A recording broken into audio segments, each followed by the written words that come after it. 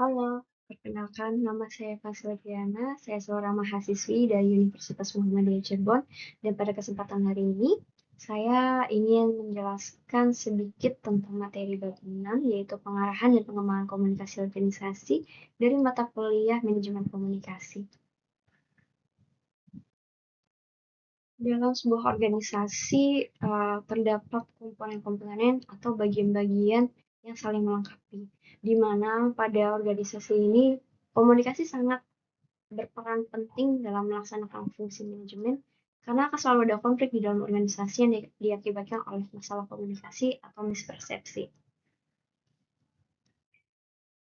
Nah, konsep pengarahan atau penggerakan atau yang bisa disebut juga dengan activating ini adalah sebuah usaha untuk menggerakkan seluruh orang yang terkait untuk bersama-sama melaksanakan program kegiatan sesuai dengan bidang masing-masing dengan cara terbaik dan benar dalam mencapai tujuannya. Orang yang berperan penting pada penggerakan ini adalah seorang manajer atau pada level manajemen di mana mereka bertugas untuk memotivasi, membimbing, mengarahkan agar bawahannya ini bisa bekerja dengan efektif dan efisien.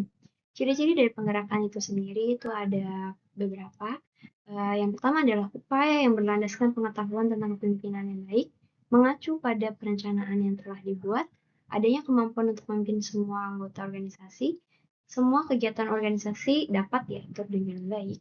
Dan yang terakhir adalah pemberian bimbingan motivasi pengarahan. Ada 4 jenis fungsi utama penggerakan. Yang pertama itu koordinasi kegiatan. Ya, pada hal ini manajer sangat berperan penting untuk memastikan bagaimana kegiatan itu dapat berjalan dengan baik melalui pemantauan dan koordinasi. Kemudian yang kedua ada penempatan orang pada jumlah, waktu, tempat yang tepat untuk melakukan pengordinasian dan pemantauan. Yang ketiga ada mobilisasi dan alokasi sumber daya.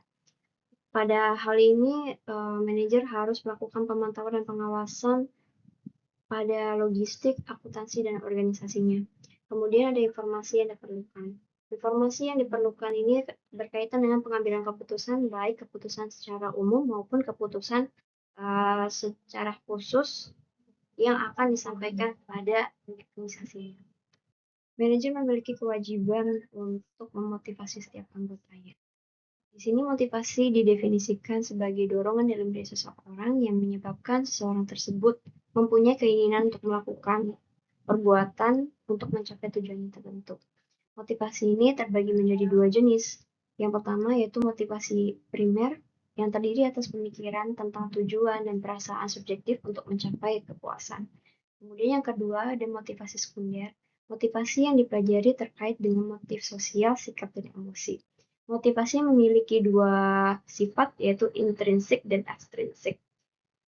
Sifat yang pertama itu intrinsik, di mana motivasi ini timbul dari dalam diri seseorang tanpa adanya paksaan atau pengaruh dari luar. Kemudian sifat motivasi ekstrinsik adalah motivasi yang timbul dari lingkungan sekitarnya atau rangsangan dari luar.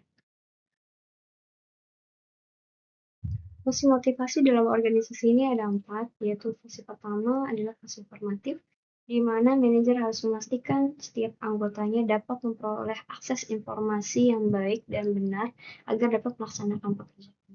Kemudian yang kedua adalah fungsi regulatif. Fungsi ini berkaitan dengan peraturan organisasi, di mana level manajemen ini memiliki kewenangan dalam mengendalikan setiap informasi yang akan disampaikan kepada organisasinya. Peraturan yang berlaku pada organisasi ini memberikan instruksi dalam menjalankan tugas dan struktur organisasi. Yang ketiga ada fungsi persuasif. Dalam suatu organisasi, komunikasi persuasif ini baik digunakan dalam memberikan suatu tugas karena dapat menimbulkan kepedulian yang lebih besar terhadap karyawan. Kemudian ada fungsi integratif. Setiap organisasi ini menyediakan saluran yang memungkinkan karyawan dapat melaksanakan tugas dengan baik.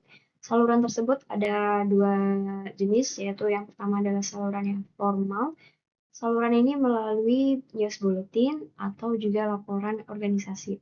Kemudian saluran yang kedua ini ada saluran informal, di mana saluran ini bisa dilakukan dengan berbagai macam cara, seperti berbincang saat jam istirahat, dharma wisata, gathering, atau kegiatan lainnya yang dapat menimbulkan rasa kepedulian dan rasa keinginan untuk berpartisipasi terhadap suatu organisasi.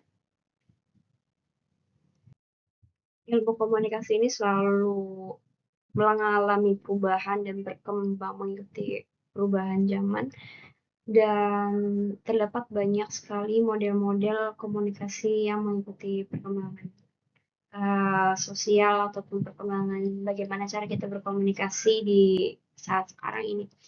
Pengembangan model komunikasi yang akan saya jelaskan secara sekilas ini ada 6. Yang pertama itu model matematikal Shannon dan Nipper, di mana model komunikasi ini adalah model yang paling sederhana karena model komunikasi ini berjalan satu arah atau secara linear dan secara langsung, dan tidak adanya timbal balik pesan ketika pesan tersebut sudah tersampaikan kepada komunikan.